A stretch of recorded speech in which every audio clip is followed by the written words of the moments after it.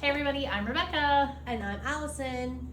And today we're talking about contingency maps. Contingency maps. So there are a lot of things you can do with contingency maps. And I really love how it's social skills, right? It's real quick, real easy social skills that has lots of visuals built in.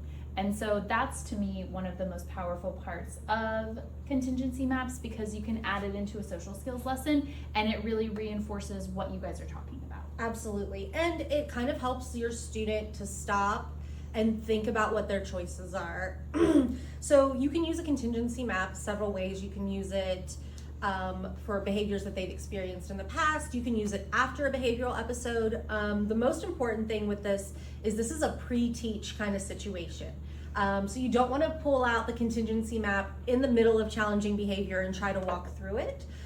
This is something you want to pre-teach your students. And then after we're back to a neutral state, maybe we've had our behavioral episode, we're back to a neutral, let's revisit the choices that we could have made that could have prevented that from happening in the first place. Exactly. So this contingency map right here is straight from Positivity. This is a pre-filled out contingency map. This one is about using kind words and being respectful. And so we can see on here, when talking to others, we want to follow the green path, right? The green path is the path that we want to be on. So I use kind words, use respectful words, others will want to be around you, right? Like we want that. We want to have friends, we want to have people to talk to. But if you use swear words or you use insulting words, others don't want to be around you. So that's the red path that we don't want to be on.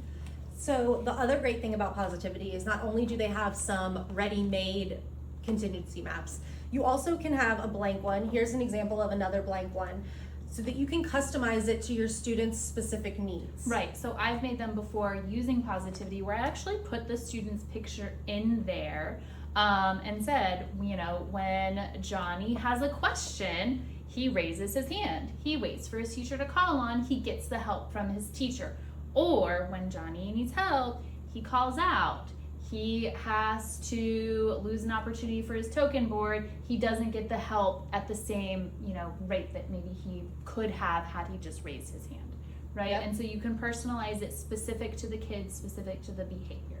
And I know this sometimes sounds like a lot to do, but once you've practiced it a lot, you kind of can do it verbally for some students. So remember, if you do this, this is what's going to happen, or what choice should you make? What's a green choice? That kind of thing to help remind them. So you're not always having to use the visual all the time for every student.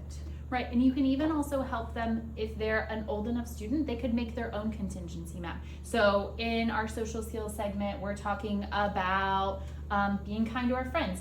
Give the student the blank contingency map and have them fill in what would those green choices be, what would those red choices be, so they can take some ownership of the green choices that they then wrote on their own contingency map and said, I can do this, and this is the choice that I should be making. Exactly. All right, well, we hope that you learned something new about contingency maps and that you can take it back to your classroom and use it. And check out right here where we show you how to get to the contingency maps in Positivity. Bye, see you next time.